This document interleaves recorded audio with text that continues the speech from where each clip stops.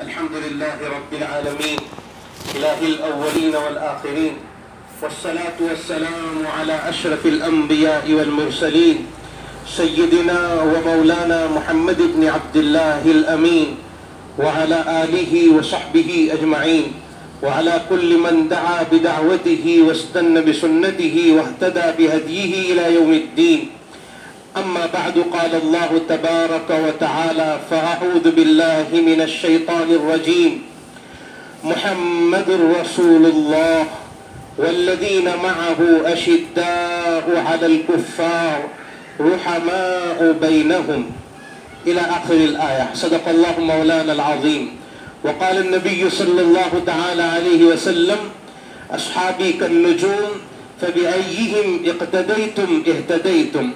وقال النبي صلى الله تعالى عليه وسلم: الله في أصحابي لا تتخذوهم غرضا من بعدي فمن أحبهم فبحبي أحبهم ومن أبغضهم فببغضي أبغضهم وخير القرون قرني، أو كما قال النبي صلى الله عليه وسلم. وصدق رسوله النبي الأمي الكريم، ونحن على ذلك لمن الشاهدين والشاكرين، والحمد لله رب العالمين.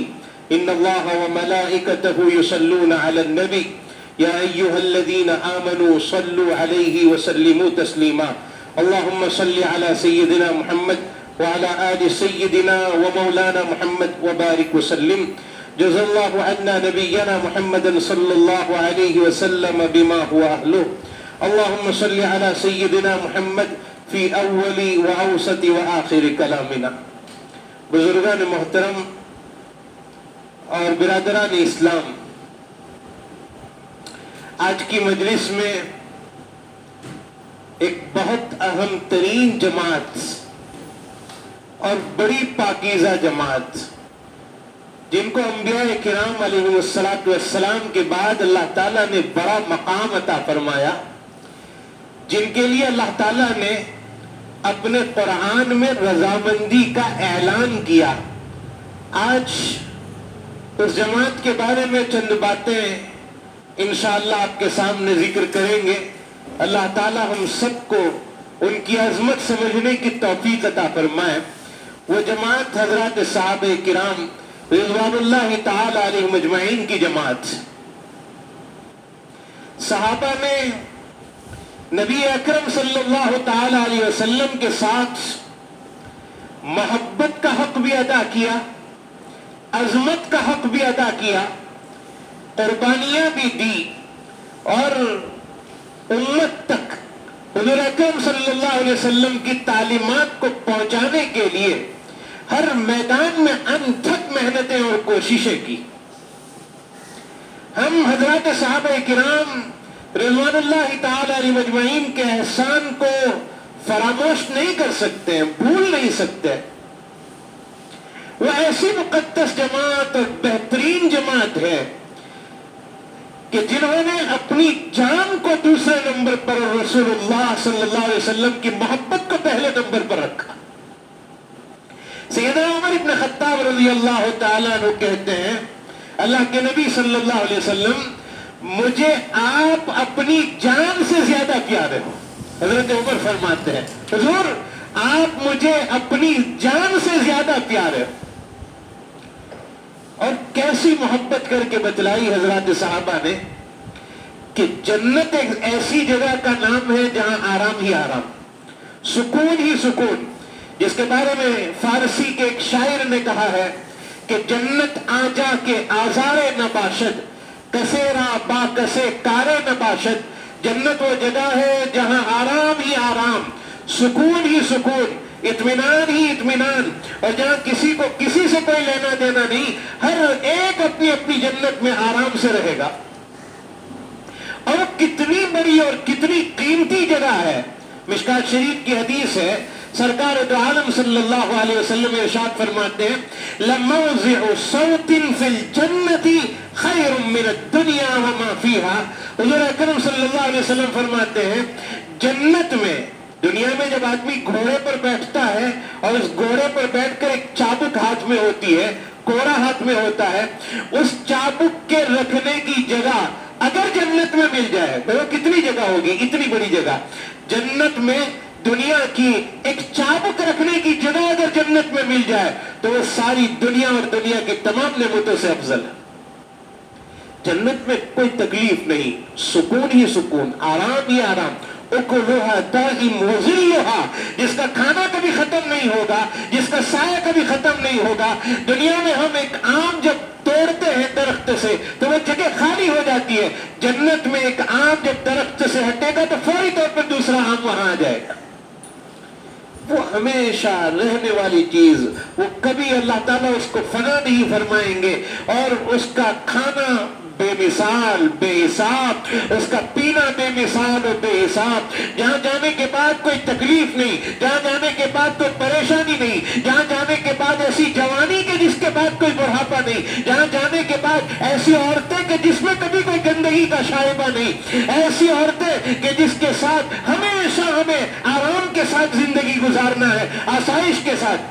اس جنت کا تذکرہ کرتے ہوئے ایک صحابی یہ کہتے ہیں، اللہ کے نبی صلی اللہ علیہ وسلم، حضور کے ساتھ کیا لگاؤ تھا صحابہ کو، وہ میں ذکر کرنا چاہتا ہوں کہ حضور ہم جب جنت میں چلے جائیں گے تو ہم تو جنت میں نچلے درجے میں ہوں گے، آپ کو تو اللہ تعالیٰ بہت بہت بہت اونچے درجے میں رکھیں گے، لیکن وہ جنت کس کام کی کہ جس جنت میں آپ کا دیدار نہیں ہوگا۔ یعنی صحابی کے دل میں یہ بات ہے کہ جنت اگر مل بھی جائے لیکن اس جنت میں محمد رسول اللہ صلی اللہ علیہ وسلم کا اگر دیدار نصیب نہ ہو تو جنت کس کام کی۔ ہم آپ سے یہ پوچھنا چاہتے ہیں، حضور سے وہ کہہ رہے ہیں، ہم آپ سے یہ پوچھنا چاہتے ہیں کہ اللہ کے نبی جنت میں اگر آپ کا دیدار کرنا ہو تو ہم کیا کریں گے؟ حضور صلی اللہ علیہ وسلم نے بہت پیار بھرا جملہ ارشاد فرمایا انت مع من احببت، اے میرے صحابی تم جنت میں ان کے ساتھ رہو گے جن کے ساتھ تمہیں دنیا میں محبت رہی ہوگی، یعنی تم مجھ سے محبت کرو گے اللہ تعالیٰ جنت میں ساتھ نصیب فرمائیں گے۔ تو صحابہ کو یہ فکر تھی کہ حضور کا دیدار جنت میں ہوتا رہے، حضور کی محبت ان کے دلوں میں تھی۔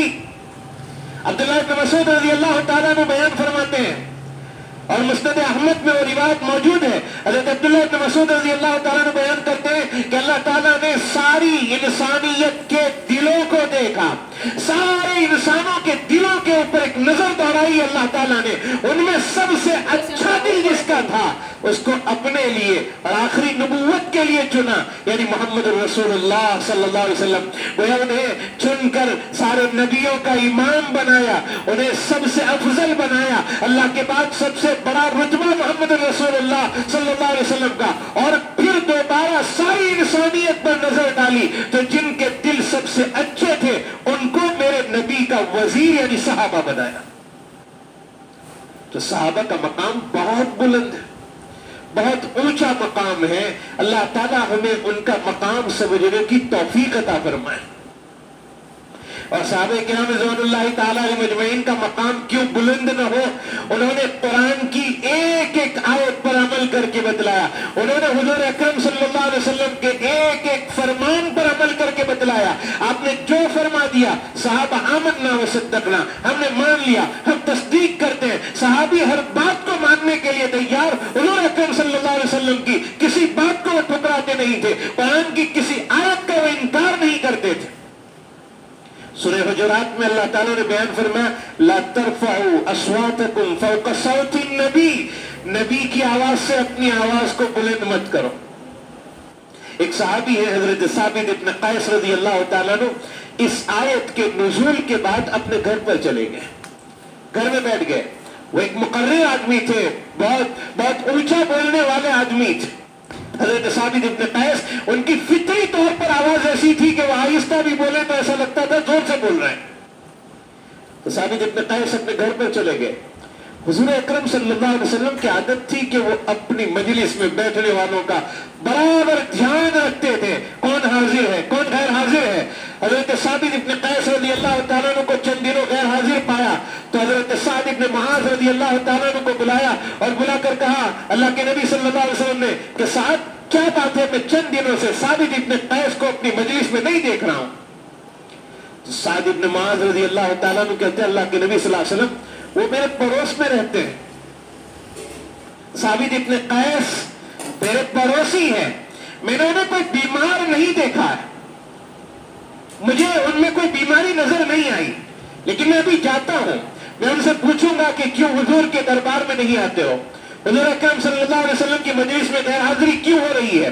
تو حضرت سعد ابن معاذ رضی اللہ تعالیٰ نے کھڑے ہوئے, اپنے گھر پر تشریف لے گئے, اپنے پڑوسی حضرت ثابت ابن قیس رضی اللہ تعالیٰ نے اسے سوال کیا, ثابت چند دنوں سے آپ حضور کی مجلس میں نہیں آ رہے ہو, کیا بات ہے؟ حضرت ثابت ابن قیس کی آنکھوں میں آنسو آ گئے اور آ کر کہنے لگے کہ سعد, تمہیں پتا ہے حضور اکرم صلی اللہ علیہ وسلم پر قرآن میں ایک آیت نازل ہوئی ہے, لا ترفعوا اصواتکم فوق صوت النبی, اپنی آواز کو نبی کی آواز سے بلند مت ہونے دو ورنہ خطرہ ہے کہ تمہارے اعمال ختم ہو جائیں گے. میری آواز قدرتی طور پر بہت بلند ہے, مجھے خطرہ لگتا ہے کہ میں بولوں گا اور حضور کی آواز سے میری آواز اوپر چلی جائے گی تو میرے تو اعمال ضائع ہو جائیں گے, میرے اعمال برباد ہو جائیں گے, مجھے اب خطرہ لگنے لگا, اس لیے میں حضور صلی اللہ علیہ وسلم کی مجلس میں حاضر نہیں ہو پاتا ہوں. حضرت سعد ابن معاذ حضور کے پاس گئے صلی اللہ علیہ وسلم, کہ اللہ کے نبی صلی اللہ علیہ وسلم ثابت اس لیے مجلس میں نہیں آ رہے کہ ان کی آواز بہت بلند ہے, وہ آہستہ بھی بولتے ہیں تو ایسا لگتا ہے زور سے بول رہے ہیں, آپ کی آواز سے اوپر ان کی آواز چلی جانے کا خطرہ ہے اور اس کے نتیجے میں ان کے اعمال برباد ہو جائیں گے. حضور نے فرمایا, سعد جا کر کہہ دو ثابت کو کہ تم جنتی آدمی ہو, تمہارے اوپر کوئی عذاب نہیں آئے گا, یہ تمہاری اپنی ایک خاص بات ہے کہ تمہاری آواز بلند ہے, مجلس میں آیا کرو. تو میرے بھائیوں, یہ وہ صحابہ تھے جنہوں نے ادب سمجھا سرکار دو عالم صلی اللہ علیہ وسلم کا. صحابہ کرام میں ایک صحابی ہے شاعر رسول حضرت حسان ابن ثابت رضی اللہ تعالیٰ, یہ وہ صحابی ہے حسان کہ جنہوں نے حضور کے چہرے انور کی ترجمانی اپنے لفظوں میں کی, وَأَحْسَنَ مِنْكَ لَمْ تَرَ قَطُّ عَيْنِي وَأَجْمَلَ مِنْكَ لَمْ تَلِدِ النِّسَاءُ خُلِقْتَ مُبَرَّأً مِنْ كُلِّ عَيْبٍ كَأَنَّكَ قَدْ خُلِقْتَ كَمَا تَشَاءُ. حسان یہ کہتے ہیں کہ حضور آپ کا چہرہ ایسا منور, ایسا روشن اور آپ کو ایسا حسن و جمال اللہ تعالیٰ نے عطا فرمایا کہ آپ سے زیادہ حسین کسی ماں نے جنا نہیں, اور آپ سے زیادہ حسین میری آنکھوں نے کبھی کسی کو دیکھا نہیں. آپ تمام عیب سے پاک بنا کر پیدا کیے گئے ہیں اور ایسا لگتا ہے آپ کو دیکھ کر کہ آپ جیسا چاہتے تھے اللہ نے آپ کو ایسا بنایا ہے. حسان حضور کی تعریف کرتے ہیں. ایک مرتبہ حضرت حسان آ کر کہنے لگے حضور اکرم صلی اللہ علیہ وسلم کے سامنے, اللہ کے نبی صلی اللہ علیہ وسلم, قریش نے آپ کے بارے میں برا بھلا کہا ہے. بخاری شریف کی حدیث. حضرت حسان کہنے لگے اللہ کے نبی صلی اللہ علیہ وسلم قریش آپ کے بارے میں برا بھلا بول رہے ہیں, مجھے اجازت دیجئے میں ایسے اشعار کہوں گا کہ جن اشعار میں بھی قریش کو برا بھلا کہوں گا. حضور صلی اللہ علیہ وسلم نے فرمایا, حسان تم قریش کو کہو کہ میں بھی قریشی ہوں تو ان کو برا بھلا کہنے میں بھی شامل ہو جاؤں گا. تم کیسے کہو گے؟ کیف بنسبی یا حسان, اے حسان تم میرے نسب کو برا بھلا کہو گے, میں بھی ان میں شامل ہو جاؤں گا. حضرت حسان نے ایسا بہترین جواب دیا, بخاری شریف میں موجود ہے کہ حضرت حسان ابن ثابت رضی اللہ تعالیٰ عنہ کہنے لگے اللہ کے نبی آپ گھبرائیں نہیں, میں قریش کو برا بھلا کہوں گا اور ان کو برا بھلا کہتے ہوئے آپ کو بیچ میں سے ایسے باہر نکال دوں گا, اس برائی میں آپ کو شامل نہیں ہونے دوں گا, ایسے باہر نکال دوں گا جیسے آٹے سے بال کو باہر نکال دیا جاتا ہے. تو یہ تعلق تھا حضرت صحابہ کرام کو اپنے نبی صلی اللہ علیہ وسلم سے. انہوں نے حق ادا کر کے بدلا, اور جہاں قربانی دینے کا منظر پیش آیا, چاہے وہ بدر کا میدان ہو, چاہے وہ احد کا میدان ہو, چاہے وہ خندق کا میدان ہو, اور چاہے وہ حنین کا میدان ہو, ہر میدان میں صحابہ آگے بڑھے ہیں, اور جہاں دنیا والے قربانی دے کر اپنے پسینے کو بہاتے ہیں انہوں نے اپنے خون کو بہایا ہے. انہوں نے فکر نہیں کی ہے کہ ہمارا کیا ہوگا, ہم مر گئے, ہمارے پیچھے ہمارے بیوی بچوں کا کیا ہوگا. ہر حال میں آگے بڑھتے تھے, اور گویا ان کی زبان پر یہ الفاظ ہوتے تھے کہ اگر ہم شہید ہو گئے تو جان دی ہوئی اسی کی تھی, حق تو یہ ہے کہ حق ادا نہیں ہوا. ہر حال میں وہ کوشش, آپ نے صحابہ ابی طالب کا نام سنا ہے. 3 سال حضور اکرم صلی اللہ علیہ وسلم پر اور حضور کے ماننے والوں پر ایسے گزرے ہیں کہ سوشل بائیکاٹ کر دیا گیا ان کا, اور کوئی ان کو اناج دینے کے لیے تیار نہیں, کوئی ان کے ساتھ کوئی تعلق کرنے پر قائم نہیں, کوئی شادی بیاہ کے لیے ان کے ساتھ تیار نہیں, اپنی بیٹی دینے کے لیے تیار نہیں, ان کے ساتھ تجارت کرنے کے لیے تیار نہیں. حضرت سعد بن ابی وقاص رضی اللہ تعالیٰ عنہ اس شعب ابی طالب میں شریک ہے. 3 سال کے اس زمانے کو سعد بن ابی وقاص رضی اللہ تعالیٰ عنہ جب بیان کرتے ہیں تو کہتے ہیں کہ ہم نے درخت کی پتوں کو چبا کر وقت گزارا ہے, ہم نے گھاس چبا کر وقت گزارا ہے. یہ 3 سال میں کبھی کئی دن گزر گئے ہیں, کھانا پینا نہیں ملا. سعد بن ابی وقاص کہتے ہیں میں رات کی تنہائی میں ایک مرتبہ باہر نکلا, بھوک سے بے حال ہو کر میں باہر نکلا تھا.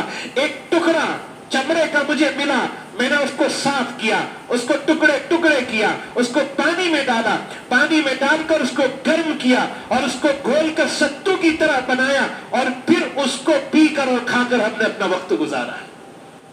یہ قربانیاں دی ہے حضرات صحابہ کرام رضوان اللہ تعالی علیہ مجمعین. جو قربانیاں صحابہ نے دی ہے, مجھے مولانا ابرار صاحب دلیوی رحمۃ اللہ علیہ کا وہ جملہ یاد آ رہا ہے کہ حضرات صحابہ کرام رضوان اللہ تعالی علیہ مجمعین جب مکے میں رہتے تھے اور مکے سے نکل کر مدینہ پہنچے تو مکے سے جانے والے مہاجر, مدینے میں رہنے والوں نے انصار اور نصرت کا معاملہ کیا.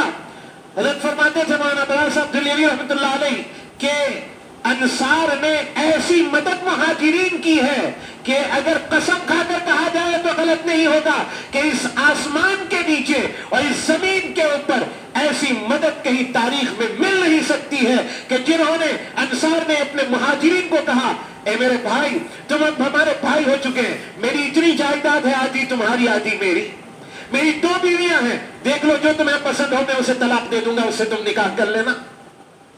یہ قربانی تاریخ میں کسی نے نہیں پیش کی ہے اور اب آنے والے زمانے میں کوئی نہیں پیش کر سکتا. ان کی قربانیوں کی داستانیں بڑی لمبی ہے. آپ کتابیں دیکھیے, احادیث کو دیکھیے, تاریخ کی کتابیں دیکھیے, حضرات صحابہ کرام کے حال پڑھیے, حالات کا مطالعہ کیجیے, ان کے حالات پر مشتمل بیانات کو سنیے, ایمان تازہ ہو جائے گا. تو بڑی خدمتیں دی ہے. لیکن میرے بھائیوں بہت دکھ کے ساتھ ایک بات, میں نے خاص ایک بات سمجھانے کے لیے 1 مہینے پہلے جب مجھے یہاں کی دعوت دی گئی تو میں اس مضمون کو میں نے سوچا تھا کہ پانولی پہنچ کر عظمت صحابہ کو انشاءاللہ بیان کریں گے. میں اس کو آپ کے سامنے ذکر کر رہا ہوں. حالات نازک ہے اس لیے اس مضمون کو میں آپ کے سامنے ذکر کرتا ہوں. بہت تکلیف کی بات ہے کہ ایسی مقدس جماعت جنہیں صحابہ کہا گیا, ایسی مقدس جماعت جن کے لیے رضی اللہ عنہ ورضوا عنہ کے نغمے بولے گئے, جن کے لیے قرآن میں آیتیں اتری, صدیق اکبر نے اگر تاج کا لباس پہنا تو فرشتوں نے بھی اسے پہنا ہے, وہ ایسی مقدس جماعت جن کی رضامندی اللہ تعالیٰ نے بیان کر. آج کچھ زبانیں صحابہ کے خلاف بولنے لگی ہیں. کچھ لوگ ہیں جو صحابہ کرام کے خلاف بول رہے ہیں. بہت تکلیف ہوتی ہے. ہمارے حضرت مولانا سید ابرار احمد صاحب دلیوی رحمۃ اللہ علیہ نے ایک واقعہ ذکر کیا ہے. مکہ مکرمہ میں ایک آدمی یمن سے, بڑے بزرگ آئے تھے, یمنی بزرگ, نیک دل آدمی, اچھی صفت کے مالک, مکہ مکرمہ آئے تھے حج کرنے کے لیے, اور حج کرنے کے بعد مدینہ منورہ پہنچے روضہ رسول پر سلام پیش کرنے کے لیے صلی اللہ علیہ وسلم.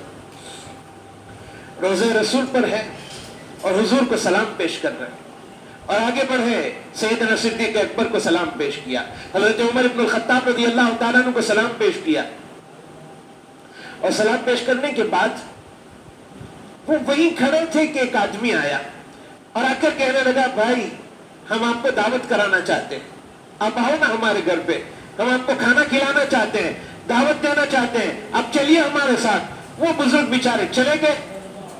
بزرگوں کا معاملہ صاف ستھرا ہوتا ہے, بے تکلف معاملہ ہوتا ہے. وہ ساتھ چلے گئے اور جانے کے بعد اس آدمی نے کچھ آدمیوں کو تیار کر رکھا تھا.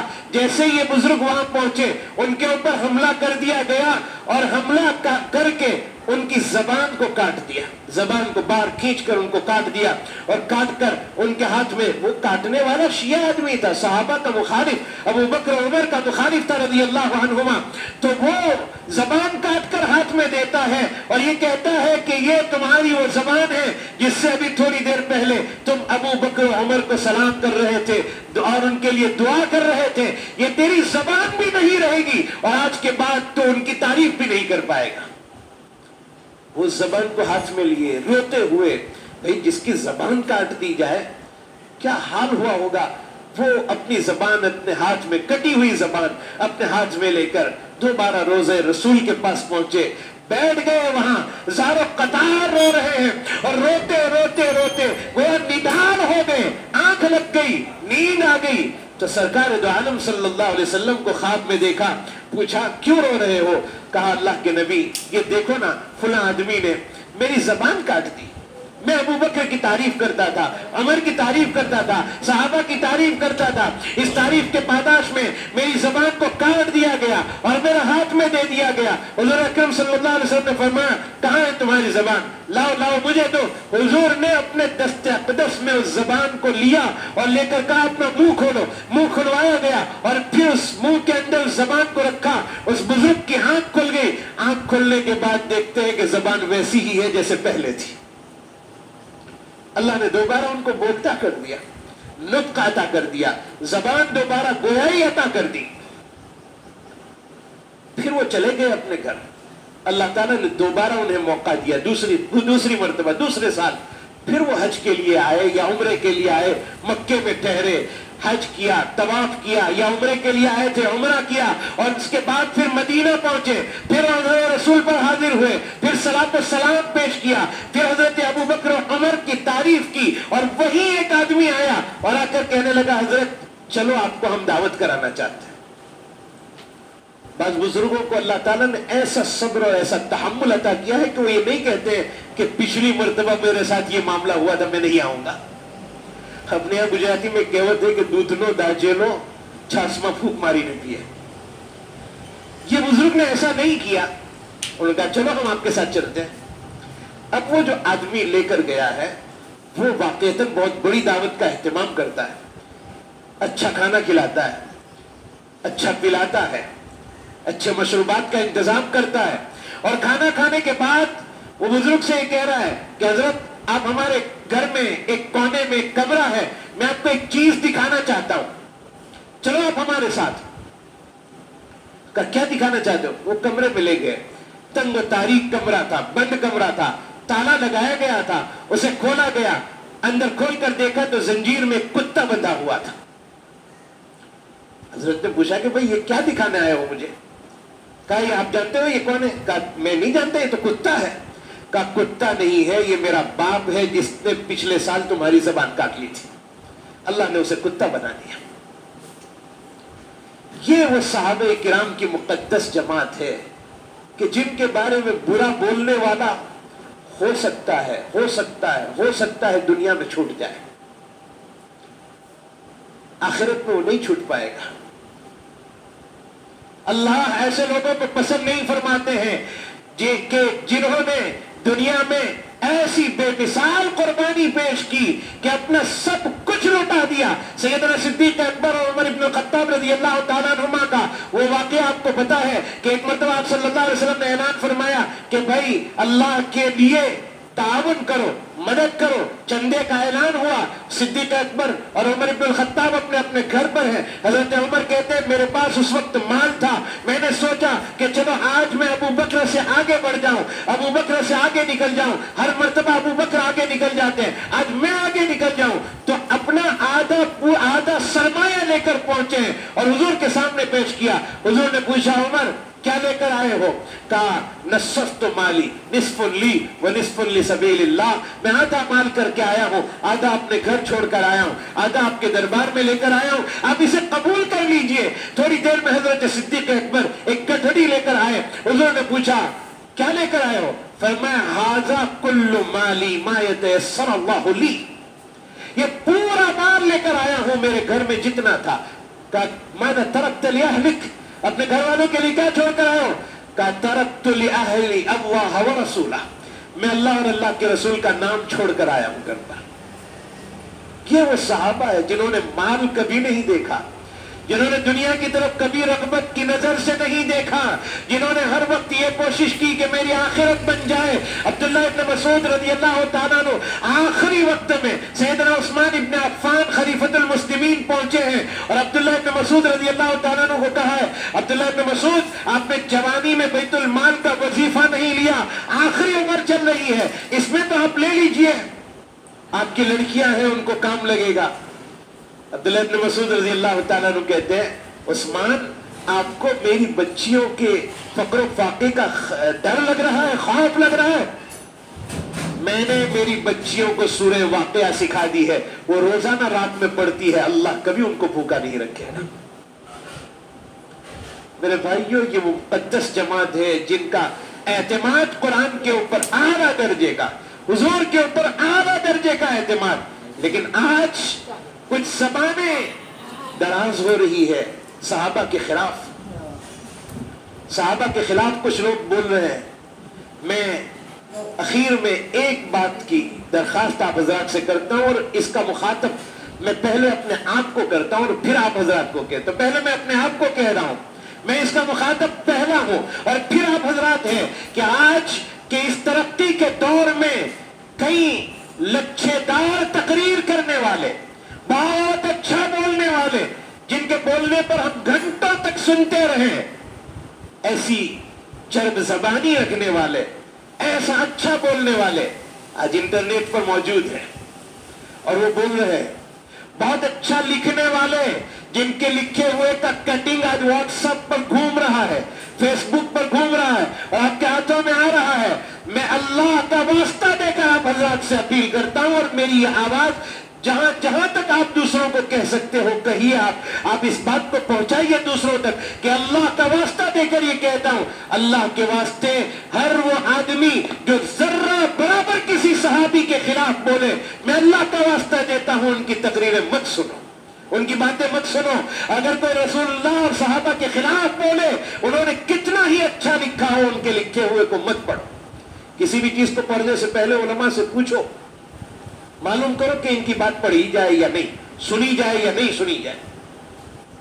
اور یہ میں اپنی طرف سے نہیں کہہ رہا ہوں، حضرت عبداللہ ابن عمر رضی اللہ تعالیٰ عنہ غالباً انہی کا قول ہے، وہ فرماتے ہیں کہ اگر کسی برا بولنے والے کے پاس بیٹھو گے، جو بڑے لوگوں کے خلاف بولتے ہو، صحابہ کے خلاف بولتے ہو، بڑے لوگوں کے خلاف بولتے ہو، ان کے پاس بیٹھو گے تو بیٹھنے والوں کا دل بھی بیمار ہو جائے گا۔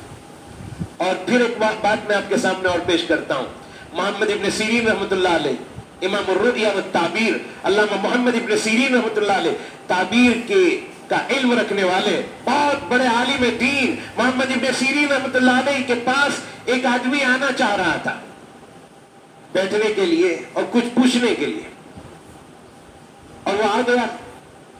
حضرت ابن سیرین رحمۃ اللہ علیہ کو پتا تھا کہ یہ بڑے لوگوں کے خلاف بولتا ہے، نئی نئی باتیں کہتا ہے، بری باتیں بولتا ہے، بڑوں کی توہین کرتا ہے۔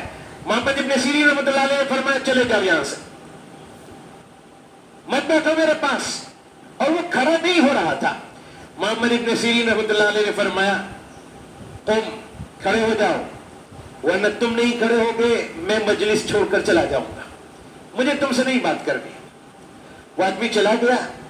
ایک آدمی نے پوچھا کہ حضرت یہ آدمی آپ کے پاس آیا تھا ملنے کے لیے، بیٹھنے کے لیے، کچھ دیر بیٹھتا، کچھ باتیں کرتا، آپ نے کیوں اس کو بھگا دیا؟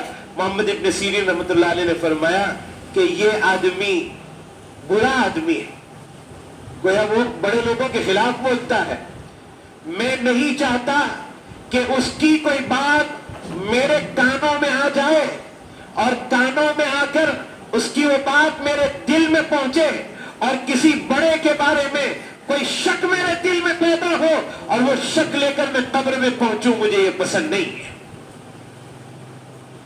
اس لیے کسی ایسے بہت اچھا بولنے والے لوگ ہیں دنیا میں، لیکن وہ صحابہ کے خلاف بھی کچھ لوگ ہیں جو بول رہے ہیں۔ اور میں حافظ عماد الدین ابن کثیر رحمۃ اللہ علیہ کی ایک بات میں آپ کو ذکر کرتا ہوں کہ قرآن کریم نے کہا، حضرت فرماتے ہیں حافظ ابن کثیر رحمۃ اللہ علیہ کہ قرآن ایک جماعت کے بارے میں کہہ رہا ہے رضی اللہ عنہم ورضوا عنہ، اللہ ان سے راضی اور وہ اللہ سے راضی. اور اب کچھ لوگ برائی کرتے ہیں تو حافظ ابن کثیر فرماتے ہیں کہ بھلا وہ لوگ جن کی تعریف میرا اللہ کرے، بھلا وہ جماعت جن کے بارے میں اللہ یہ کہے میں ان سے راضی، جن سے اللہ راضی. آج کچھ لوگ ایسے پیدا ہو گئے کہ وہ لوگ ان صحابہ سے ناراض ہو رہے ہیں، اللہ تو ان سے راضی ہے، اور کچھ لوگ ان صحابہ سے ناراض ہو رہے ہیں. اس لیے میرے بھائیوں، بہت سے جبہ قبہ پہننے والے، بہت سے عمامہ باندھنے والے، بہت سے ایسے لوگ جن کو دیکھ کر ایسا لگے گا کہ یہ تو بہت نیک آدمی ہے، بڑا آدمی ہے، صحابہ کے خلاف اگر بولتے ہیں تو کوئی بڑا نہیں ہے میرے بھائیوں. اس لیے میں اپیل کرتا ہوں کہ ایسے لوگوں کی باتوں کو نہ سنا جائے کہ جن کی باتوں میں صحابہ پر اشکال ہو رہے ہو، صحابہ پر سوالات پیدا کیے جا رہے ہو، صحابہ کے خلاف پروپیگنڈا کیا جا رہا ہو جن کے بیانات میں. ان کے بیانات کو نہ سنا جائے، چاہے وہ کتنے ہی بڑے لوگ ہوں. ہمارے اکابرین نے جو باتیں ذکر فرمائی ہے، ہمارے علماء اور ہمارے صلحاء اور ہمارے اکابرین موجود ہیں دنیا میں، سننے کے لیے بہت لوگ ہیں. ان کی باتوں کو سنا جائے جو صحابہ کرام کے شیدائی ہیں، صحابہ کرام کے عاشق ہیں اور صحابہ کرام کی باتوں کو ماننے والے ہیں. اور ہم کون ہوتے ہیں جو صحابہ کے خلاف چلیں؟ ہماری حیثیت کیا ہے؟ جس جماعت نے حضور کے لیے سب کچھ قربان کر دیا، قرآن کے لیے سب کچھ قربان کر دیا، اسلام کے لیے سب کچھ قربان کر دیا، ہم ان کے خلاف بولیں؟ ہماری حیثیت کیا ہے؟ جن کی رضامندی کا اعلان اللہ کر چکے، ہم ان کے خلاف کیسے ہو سکتے ہیں؟ اس لیے میرے بھائیوں، صحابہ کی عظمت کو سمجھو، ان کے واقعات کو پڑھو، ان کے حالات کو پڑھو، ایمان میں تازگی پیدا ہوگی. اللہ تعالیٰ ہمیں عمل کرنے کی توفیق عطا فرمائے اور صحابہ کی عظمت کو سمجھنے کی توفیق عطا فرمائے. این دعا عظمت واز جملہ جہاں آمین بعد وآخر دعوانا ان الحمدللہ رب العالمین.